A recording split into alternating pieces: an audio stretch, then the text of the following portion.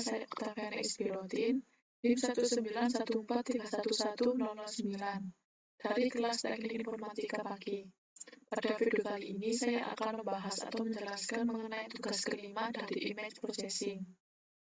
Jadi, pada tugas yang kelima dari image processing ini akan diberikan citra, yaitu ini adalah citra asli, sedangkan ini adalah citra yang diinginkan atau hasilnya. Di sini terdapat dua citra. Jadi, lakukan metode pengolahan citra untuk mendapatkan hasil segmentasi seperti pada soal. Dengan catatan, boleh mengkombinasikan metode filtering, morfologi, dan juga segmentasi atau yang lainnya. Penjelasan hasil yang ditargetkan yaitu butuh satu objek utama dari hasil segmentasi. Selain objek utama, nilai piksel hitam yaitu mengisolasi objek yang dibutuhkan dari background. Objek hasil segmentasi ditampilkan intensitas aslinya yaitu red, green, dan juga blue. Jadi pada tugas kelima ini yaitu perbaikan citra dengan menggunakan segmentasi. Di sini saya juga akan menambahkan dengan metode filtering bilateral. Jadi dalam pengolahan citra digital, segmentasi citra adalah proses pembagian citra digital ke dalam beberapa bagian atau objek. Segmentasi citra bertujuan untuk menyederhanakan penggambaran citra ke dalam bentuk yang lebih bermakna dan lebih mudah dianalisis. Segmentasi citra biasa dipakai untuk menentukan letak objek dan juga batasannya, yaitu garis, kurva, dan lain-lainnya dalam citra. Secara khusus, segmentasi citra adalah proses penentuan label tiap piksel sedemikian hingga piksel-piksel berlabel sama memiliki ciri yang sama. Jadi ini adalah source code dan juga program serta hasil tampilannya. Ini adalah source code pada percobaan saya. Di sini saya akan menjelaskan terlebih dahulu. Setelah itu nanti saya akan mencoba run langsung pada Jupyter Notebook-nya. Jadi di sini pertama yang dipanggil yaitu dengan menggunakan library yang digunakan, yaitu import numpy snp, import cv2, from matplotlib, import pplot_splt. Setelah itu dilakukan memasukkan gambar, yaitu dengan img atau image, sama dengan cv2mread. Ini adalah nama dari gambarnya. Setelah itu dilakukan gambar max untuk menentukan area mana yang merupakan latar belakang atau latar depan, yaitu dengan max sama dengan np-zeros, img shape 2, dan juga np-win 8. Setelah itu, array yang digunakan oleh algoritma secara internal dengan membuat array 0 tipe np-float64 dengan ukuran 1,65. Jadi terdapat BGD model dan juga FGD model. Selanjutnya yaitu menentukan koordinat persegi panjang yang meliputi objek latar belakang dengan format X, Y, W, dan juga H. Yaitu X sama dengan ini adalah ukuran dari formatnya. Lalu dilakukan gabungan untuk menentukan pada sentuhan akhir dengan menjalankan GraphCut. Dengan menggunakan cp2 GraphCut, setelah itu yaitu mengubah gambar dengan gambar baru yang akan dengan menandai piksel yang menunjukkan latar belakang atau latar depan yang telah ditentukan di atas. Jadi saya mencoba gambar dengan semuanya itu yaitu 0 piksel dan juga 2 piksel yang ditempatkan ke 0 atau latar belakangnya, yaitu dengan max 2 npwhere, yaitu ini max adalah 2. Di sini saya menggunakan parameter 0, 0, 1. Lalu digunakan bilateral, yaitu untuk penghalusan gambar dengan menggunakan parameter 20, 125, dan juga 125. Setelah itu yaitu mengalihkan gambar masukan untuk mendapat gambar yang disegmentasi. Setelah selesai yaitu kita panggil untuk menampilkan dan juga membaca gambar dengan cp2mshow.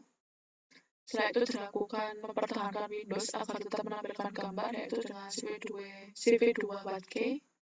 Setelah itu dilakukan menutup Windows lain yang sedang terbuka yaitu dengan cv2 destroy all Windows. Ini adalah hasil outputnya pada percobaan saya. Jadi setelah dilihat dari output ini, saya berhasil mendapatkan citra sesuai yang diharapkan, yaitu dengan satu objek saja. Di sini terdapat satu gambar objek dengan background latar belakang berwarna hitam. Di sini kan saya tadi menambahkan dengan menggunakan bilateral filter. Ini tujuannya yaitu untuk menghaluskan pada garis-garis tepi ini. Sebelumnya saya tidak menggunakan bilateral dan garis-garis pinggirnya ini seperti tidak beraturan. Selanjutnya yaitu pada gambar yang kedua, ini adalah source code dari gambar yang kedua. Yang pertama yaitu dengan memanggil library-nya, yaitu di sini saya menggunakan import matplotlib, bplot splt, import nonpsnp, dan juga import cp2. Seperti biasa dilakukan memasukkan gambar, yaitu dengan src cp2mread. Ini adalah nama dari filenya atau nama dari gambarnya. Setelah itu kita akan membuat gambar masukan dengan img sri copy. Itu dilakukan gambar max untuk menentukan area mana yang merupakan latar belakang atau latar depan, seperti pada yang pertama tadi.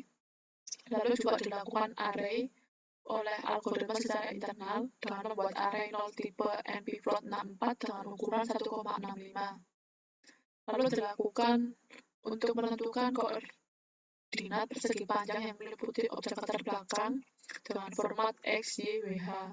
Di sini saya menggunakan 68, 60, 530, dan juga 180. Lalu digabungan untuk menentukan pada sentuhan akhir, yaitu dengan menggunakan GrabCAD.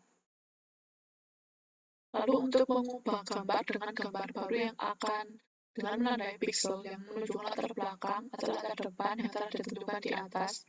Jadi di sini saya mencoba menggunakan gambar dengan semua 0 pixel dan juga 2 pixel ditempatkan pada 0 atau latar belakangnya. Lalu kita juga gunakan bilateral untuk penghalusan gambar. Di sini saya menggunakan parameter 15, 155, dan juga 125. Yaitu dilakukan untuk mengalihkan gambar masukan untuk mendapat gambar yang disegmentasi. Lalu kita panggil untuk menampilkan hasil gambarnya dengan menggunakan plt subplot. Jadi pada gambar yang kedua ini adalah hasil dari percobaan saya. Di sini saya baru menyadari bahwa setelah saya lihat outputnya, saya menghasilkan gambar yang sesuai, yaitu dengan satu output. Tetapi di sini setelah saya teliti lagi, ternyata garis tepi saya yang didapatkan ini tidak sama persis dengan hasil yang diharapkan pada soal. Yaitu hasil saya pada bagian ini sedikit seperti melengkung, tidak panjang seperti pada soalnya. Jadi seperti ini adalah hasil dari kedua gambar yang telah saya coba. Selanjutnya saya akan mencoba run langsung pada Jupyter Notebook-nya. Langsung saja, di sini saya akan mencoba run dari hasil kedua gambar tadi pada Jupyter Notebook-nya langsung. Ini adalah gambar yang pertama. Sebelumnya servotnya ini sudah saya jelaskan. Ini langsung coba saya run.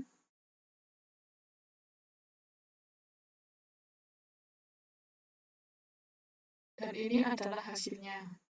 Di sini terdapat gambar original dan juga gambar hasilnya. Jadi pada gambar pertama ini saya bisa menampilkan satu objek saja dengan latar belakang atau background-nya warna hitam, yaitu seperti pada soal yang diharapkan dan juga hasil yang diharapkan.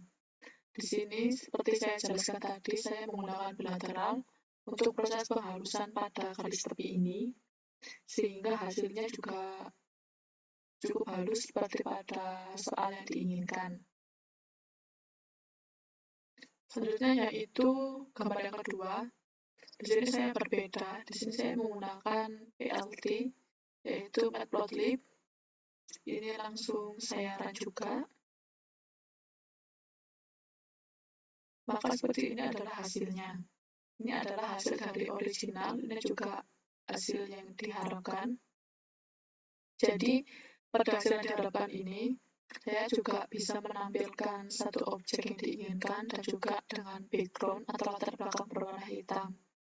Tetapi setelah diteliti atau setelah diamati, ternyata objek saya ini tidak sama persis seperti pada soal atau seperti pada soal yang diharapkan. Pada bagian ini yaitu sedikit melengkung, tidak seperti pada soal yang agak sedikit panjang. Jadi di sini saya sudah mencoba pada gambar yang pertama dan juga gambar yang kedua. Terima kasih, sekian penjelasan saya dari tugas kelima dari image processing. Apabila ada kesalahan penjelasan, saya mohon maaf. Wassalamualaikum warahmatullahi wabarakatuh.